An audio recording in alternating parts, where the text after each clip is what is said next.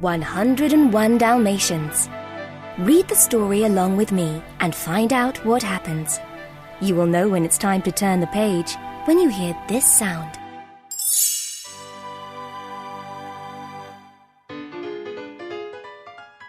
Once, there were 2 Dalmatians named Pongo and Perdita. They lived in a snug little house in London. Their owners, Anita and Roger Radcliffe, lived with them. Nanny, the housekeeper, took care of them all. Roger was a songwriter. He spent hours playing the piano and writing songs. One day, Pongo received some wonderful news. Perdita was going to have puppies. Everyone was very happy. Anita and Nanny couldn't stop talking about it. At last, the big day arrived. "The puppies are here!" Nanny cried. "How many?" asked Roger. "8!" Nanny replied. "No!" shouted Anita from the other room. 11! Oh, wait! 15! 15 puppies. Perdita was very proud. "Ha, Pongo, you old rascal," said Roger, looking at the puppies. "They'll get their spots when they're a little bigger," explained Nanny. Suddenly, a clap of thunder shook the house. In swept Anita's old friend, Cruella de Vil. Her long fur coat trailed behind her. "I see the puppies are here at last," she said. "I'll buy them all." "They're not for sale," replied Roger. Cruella was angry. She was determined to get the pups. "You'll be sorry," Cruella snapped as she stormed off. Cruella drove off in a huff.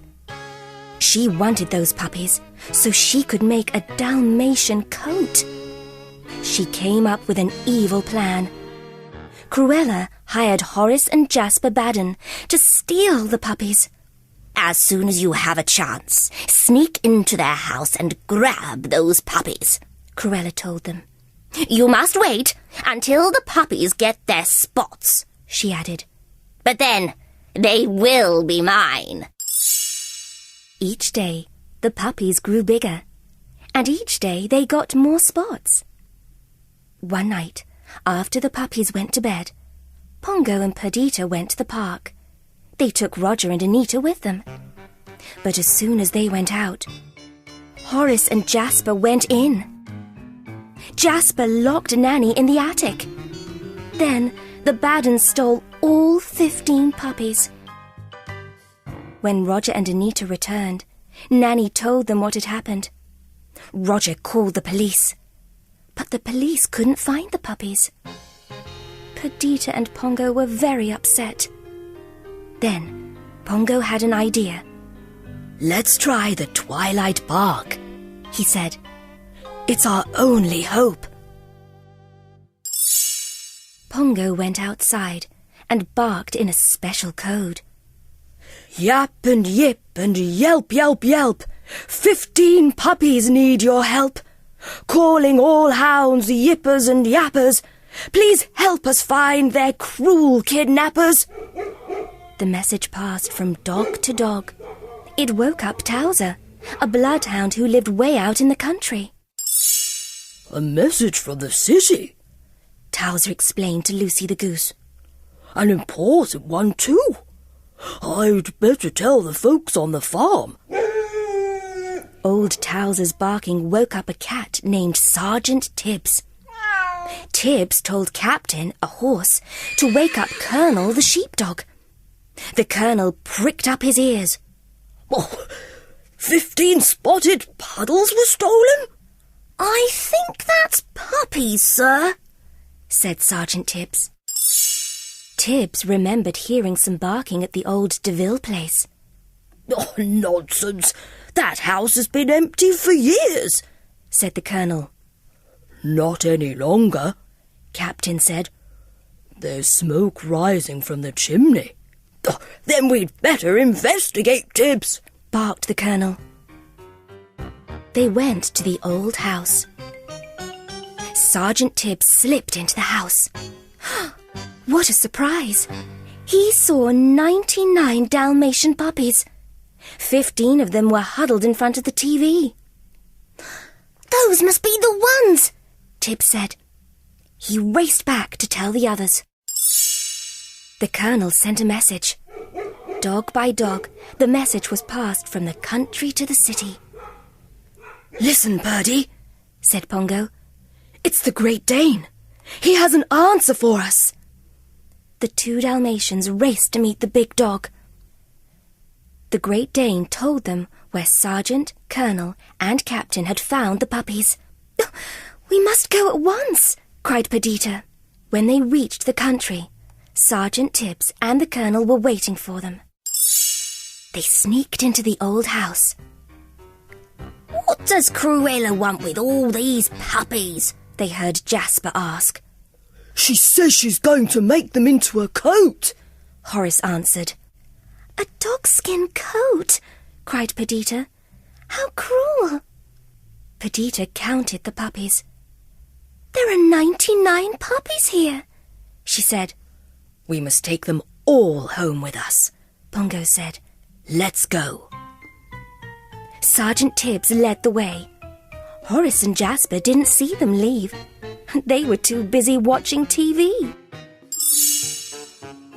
The Dalmatians followed Tibbs to the barn, but they weren't safe yet. Finally, Horace and Jasper noticed the puppies were gone. The Baddens followed the dog's tracks in the snow. "Here they come!"